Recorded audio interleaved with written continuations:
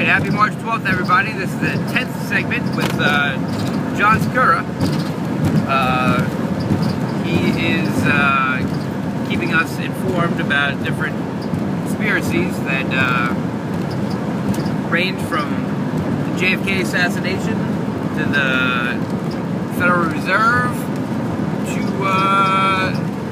the NDAA that we are dealing with today. So, without further ado, let's get back to the show. Thanks, Ross. Yes, indeed. There is a crack in everything, and that is how the light gets in. You know, it's very interesting. I just received an email that said there are reasons why people such as this are not taken seriously by the mainstream media and seem to find their proper airings and outlets that prey on people's paranoia. Yeah, it's because the mainstream media is corporate-owned, people. The 1% are the ones giving you that news that you so want to hear, because everybody wants to know about what Britney Spears is doing and Lindsay Lohan. We can't think about anything else other than this complete horseshit nonsense that nobody gives a fuck about. But they gotta keep pumping it out there and telling us, well, you guys want it, do we? Or is that why the newspapers are falling off and people stop watching TV because we have the internet? We can watch whatever we want to watch now. And most people prefer not to watch the TV because it is all a complete nonsense distraction from reality. And back to the show. Well, my friend, no one's preying on anybody's paranoia. The fact of the matter is, if you're not paranoid, not only are you not paying attention, but you need to ask yourself, are you paranoid enough? Is the NDAA paranoia? I don't think so. Is the fact that from the FBI director to the CIA director, they don't really understand if we can, well, they have to defer to somebody else to determine if we can actually assassinate U.S. citizens on U.S. soil. If that's paranoia, well, I'll pay for lying. If that's paranoia, then I'm a paranoia monger, but I just observe, analyze, and bring people on the show like John Scura and his book, Battle Hymn. I think maybe you should read it. We'll be back in 2 minutes. This is Coast to Coast AM. Alright, and take this time to do a little deep breathing. Which are gambles by investors. And here we go. Everywhere, man. Money management made easy. Ruined it. Alright, I'll be there in a second. Ready? Go. Possibly know that, and we promise.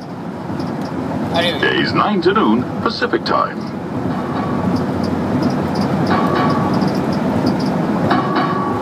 Wells in with you tonight on the bridge of the mothership with John Scura. John, I just want to read a little something. That's the thing that's amazing about your book, and it would take a 24-hour show, which I would sit through. I would sit through 12 of it and go and have some more coffee and come back for another 12. It takes us all World War II, Vietnam, the Russian Revolution, everything else. But just touching on this September 11th thing, and then I want to unleash you on a subject.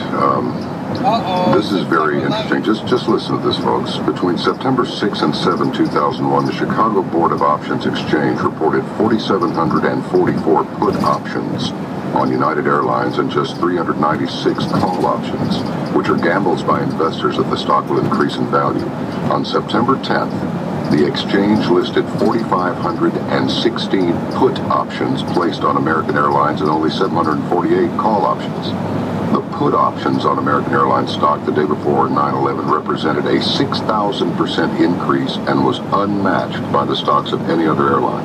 Of course, American and United were the two airlines involved in the 9/11 attacks. Morgan Stanley, which occupied 22 floors of one of the World Trade Towers, reported 2,157 put options during the 3 trading days prior to 9/11, up from a mere 27 per day before September 6th. So, I don't know about you, but that doesn't look real good to me. So, when you take all of these facts together, and this book is very, very well written, and it cuts right to the chase. You've obviously researched your information thoroughly and re-researched it over and over again.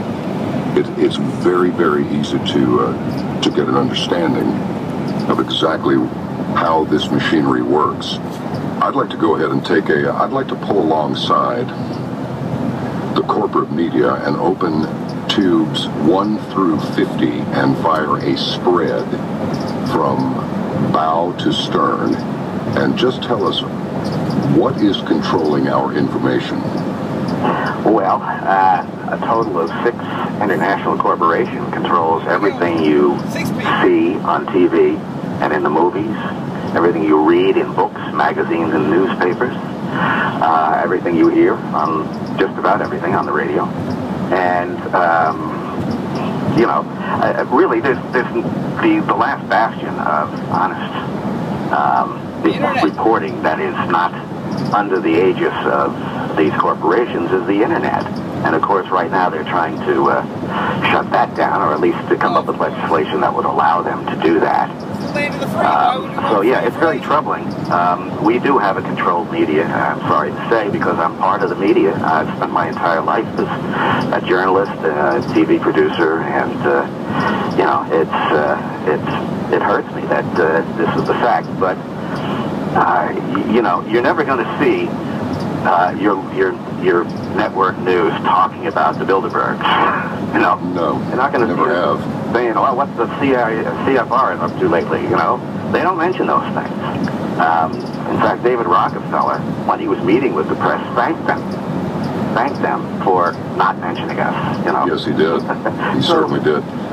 You know, that's what you have. It's really, you know, it's just a sad tale. But I mean, you can kind of, and your listeners can kind of figure out that we have a controlled press based on, you know, the ownership. I mean, you've got Disney, you've got the Murdoch thing, you've got, you know, Viacom and Sony. You know, these are corporate entities, and they're the same people who that I'm writing about. Understood. I want to bounce back to the money just for one quick question. It is, a listener wrote, we know Forbes had Carlos Slim as the world's richest man, followed by Gates, Buffett, and on down the multi-billionaire line. But, so where is Rothschild in that? They don't seem to show up on the list by name. Well, because he's not American. Okay. You know, all the Rothschilds are based in Europe, and you know, they get the royal day Rothschild that was given to them too, because you know the royal houses granted that favor to them because they were so deeply indebted to them. Would you like to just give us your comments on? I'd really like to avoid I and me, but it's just really not easy. Where are we with this NDAA thing? Now we have one that's going to forbid political demonstrations anywhere near Secret Service is on duty, and so forth. So as far as taking our torches and our pitchforks and shovels and such and marching toward the palace to force the king to abdicate, that's not going to happen. Not without great difficulty. What state of fascism are we approaching, if that's an operative word here, and I personally believe it is? Yeah, well, you know, a fascist state it's already in writing, okay? It just needs an emergency to put into effect. There are so many things written in the last, especially since 9/11, last 12 years, that, you know, basically open the way for martial law and all kinds of draconian government intrusions into, you know, private lives of individuals. And as I said, these things are written, and it only needs an emergency for them to click in. Nobody ever, you know, describe, well, what constitutes an emergency? I don't know. Is it going to be, you know, another big crash in the stock market, or people going to get mad because we started a new war, or, you know, is there, you know, a pandemic, something, anything. But I mean, all of these things do constitute emergencies, and that's when these extraordinary powers will kick in. What about FEMA and the camps and all of that? That seems to bode sinister. Well, yeah. You know, the FEMA camps are mainly, first of all, they say that they're, you know, for terrorists. But the camps, they're so big and so numerous they can't be just for terrorists. I mean, you can hold literally millions and millions of people in these camps if you wanted to round them up. It's funny. When the Iran-Contra scandal broke in 1987, Americans learned for the first time of something called Readiness Exercise 1984, which is known better as Rex 84. This stated that during a national emergency, Rex 84 would suspend the U.S. Constitution and institute martial law with military commanders taking control of state and local governments.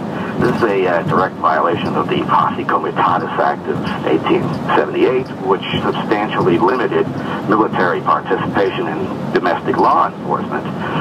The plan also provided camps to detain large masses of U.S. citizens deemed as, quote, national security threats. What that means, I don't know.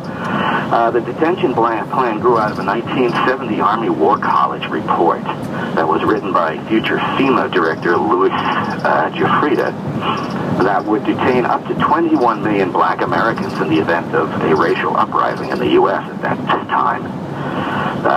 So anyway, FEMA is building large camps in every U.S. region today. Some of them are at military bases that had been closed, and others are simply refurbished World War II internment camps where we kept the Japanese Americans. The camps are obviously too large and numerous to be intended for terrorists, as I said. They don't look like places where people can be relocated during natural disasters, which is one of the claims, because they have double fences with concertina wire aimed inward to keep people in, and watchtowers. You know, that doesn't sound like something you do for your citizens who were, say, left homeless by earthquakes or something. Chips. Where are we with the chips? Well, fortunately, you know, they have legislation for the chips that would require, you know, Americans to have it, but the chips are not safe. They send out radio frequency messages, or rather beams, that you know, turned out to be carcinogenic. Chip implants produced tumors in some lab rats and mice during the 1990 studies, and a Dow Chemical study in 1996 concluded flatly, and I'm quoting, the transponders were the cause of the tumors. But it's already been mandated into law. It's buried in Section 2521 of that 2,000-page health care bill passed by Congress in 2010. And that says that no medical care will be given to patients who have no RFID implants. Are you serious? Yeah, you can look at the health care bill passed by Congress in 2010. And that says that no medical care will be given to patients who have no RFID implants. Are you serious? Yeah, you can look it up. Section 2521 of the 2,000-page health care bill. They just snuck it through because, you know, that health care bill, you know, full congressmen, they had like an hour to read it, you know. Well, we have to pass it before we know what's in it, you see. Yeah. Well, that kind of put the lie to one of the campaign promises that Obama made, that he would allow Congress and the public 5 days to read every new bill. That certainly hasn't happened. So nobody without the chip is going to receive medical attention? That's written into the thing. Now, whether or not they'll be able to, first of all, that bill has to pass through the Supreme Court probably this year. If it survives constitutionality by the Supreme Court, then it'll go into effect next year, and then we'll see. We'll see how they do that. But as of right now, the letter of the bill states that if you don't have that chip implanted, you don't get the health care that you've paid for with your taxes.